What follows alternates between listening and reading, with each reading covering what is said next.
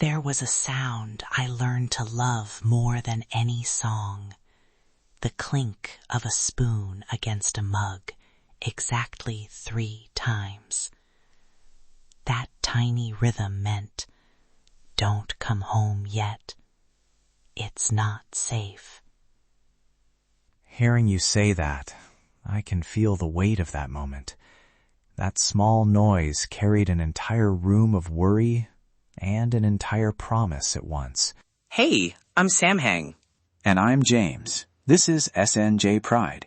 If you've ever built love out of whispers and little signals so loud only you two could hear, you're home.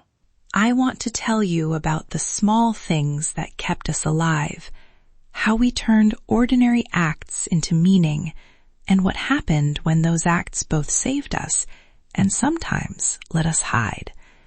I'll tell the story. James will jump in when he needs to push back or steady me. When I say ritual, I don't mean a formal ceremony. I mean tiny agreements you could hide in plain sight. Right. A song title sent at 2 a.m., a reserved bowl left in the fridge, a pattern of knocks, a single emoji that carried an entire conversation. Those small acts kept trust alive when words were dangerous. The first one started with distance. We were months apart, different cities, different rules. Yeah. At night, I would walk home with one chorus on repeat. I'd hit play and imagine you opening the same track somewhere else. It sounds small, but that chorus became our heartbeat. I am thinking of you right now. There were nights I fell asleep to that chorus like it was a human in the bed with me. I'd wake, see the lyric you'd texted, and feel less alone. That repetition made presence out of absence.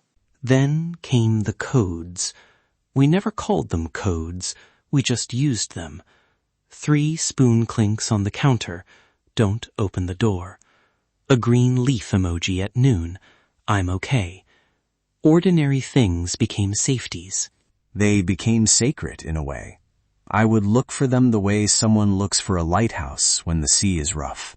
I remember racing with that bowl, folding the napkins so it wouldn't look suspicious, taking the long way across the courtyard. But can I be honest for a second? Sometimes those little tricks felt like a bandage. I would do the brave, tiny thing and think it fixed everything when actually something inside us needed a different kind of attention. I resented that for a while. I wanted messy, blunt talk more than I wanted perfectly timed gestures. That bowl was love, yes, but there were nights I wanted you to sit down and say the hard sentence instead of leaving food on the balcony. That's fair.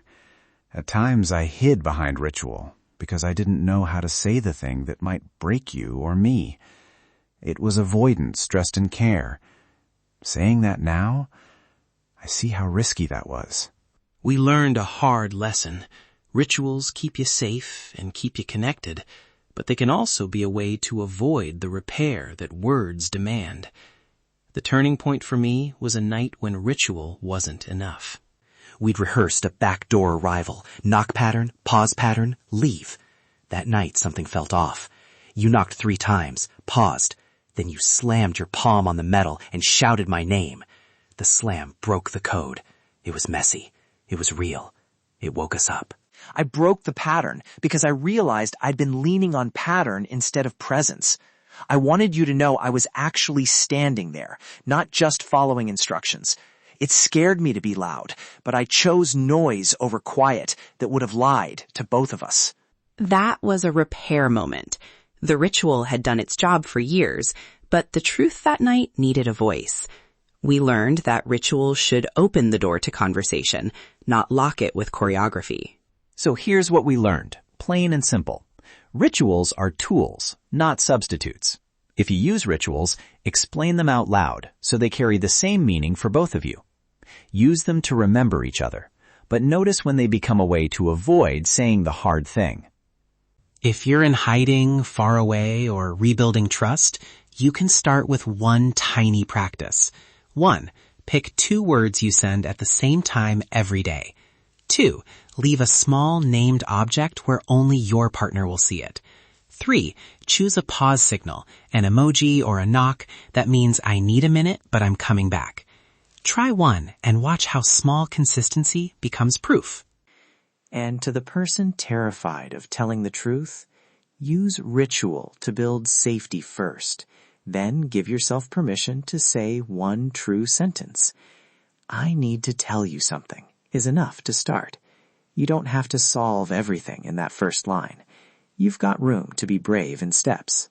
A quick note, we're not therapists. We're 2 men who lived this. If the episode brings up heavy stuff, betrayal, family rejection, fear, please reach out to a mental health professional or a trusted local support. That help is for you, and it's okay to use it. Before we go, 3 tiny things to try this week. 1. The 2-word check. Send the same 2 words every evening at a set time. 2. The remember bowl. Place one small thing that smells like home where only your partner will see it. 3. The pause signal. Pick a gesture or emoji to mean pause, I'm coming back. Keep them simple, keep them steady. If you're sitting with that nervous knot, start with one tiny act. It doesn't fix everything, but it proves you remembered. It proves someone else remembered you. That matters. Close your eyes for a second if you can. Picture the smallest, safest action you could do for the person you love. A song, a knock, a bowl. Breathe in. Breathe out.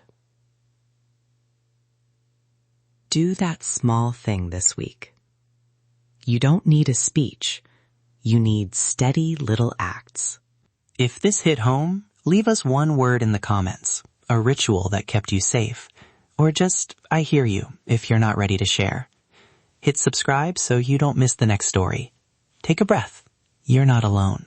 I hear you. Thank you for being here and for carrying this with us. We see you. You've got this.